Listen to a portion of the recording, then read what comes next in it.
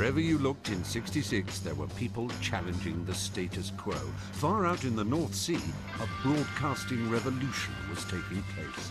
It was led by a group of disc jockeys who wanted to break the BBC's monopoly of the airwaves. Some of them are still going strong today. It's hard to visualise 40 years ago what radio was like in this country. We had, prior to that, the BBC operating the Home Service, the Light Programme and Third Programme.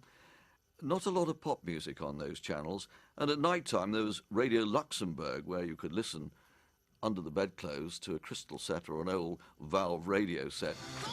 All that changed when the first pirate, Radio Caroline, was launched in 1964. It revolutionised radio in this country by playing pop music around the clock.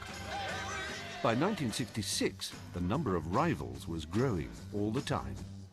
Later this week, yet another pirate will be anchored here off Harwich. Under the call sign of Swinging Radio England, this most powerful and largest of the pirates will go on the air round the clock in a bid to scuttle her rivals. Whilst one new vessel was being launched, another was temporarily taken out of service in 1966.